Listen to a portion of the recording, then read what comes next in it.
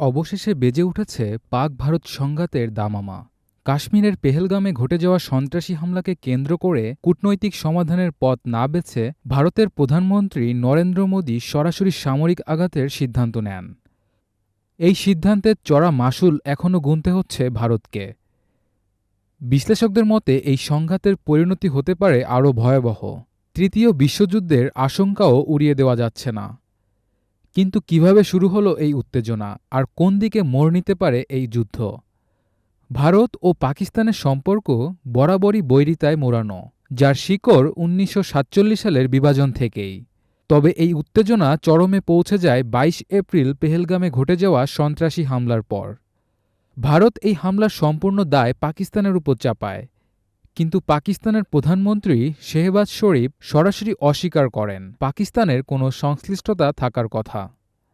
সাধারণত এমন আন্তর্জাতিক সংকটে দেশগুলো সংলাপ ও কূটনৈতিক প্রচেষ্টার মাধ্যমে সমাধান খোঁজে, কিন্তু এবার সে পথে না গিয়ে ভারত সামরিক জবাব দেয়।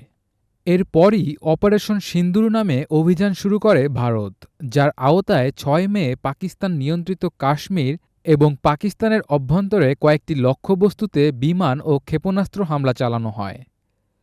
স্থানীয় সূত্র আহমেদ শরীফের বরাতে জানা যায়, বাহাউল ওয়ালপুরের আহমেদপুরে ইস্ট ভারতীয় আঘাতে ১৩ জন নিহত হন, যাদের মধ্যে ছিল ২ শিশু, ৭ নারী ও ৪ পুরুষ।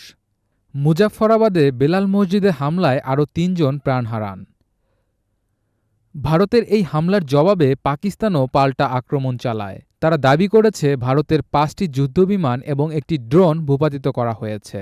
একই সাথে তারা বেশ কিছু চেকপোস্ট ও ব্রিগেড সদর দপ্তর ধ্বংস করার কথাও জানিয়েছে।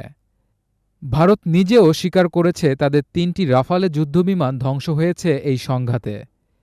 ভারত যদি সিন্ধু নদীর পানি আটকে দেওয়ার হুমকি বাস্তবায়ন করে, তাহলে পাকিস্তানের জন্য রয়েছে পাল্টা কৌশল।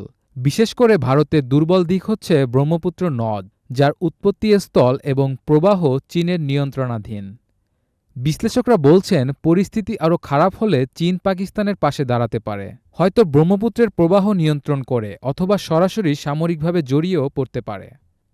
এই পরিস্থিতিতে যুক্তরাষ্ট্র ও রাশিয়ার মতো শক্তিধর দেশগুলোর জড়িত হওয়ার সম্ভাবনা একেবারে উড়িয়ে দেওয়া যায় না।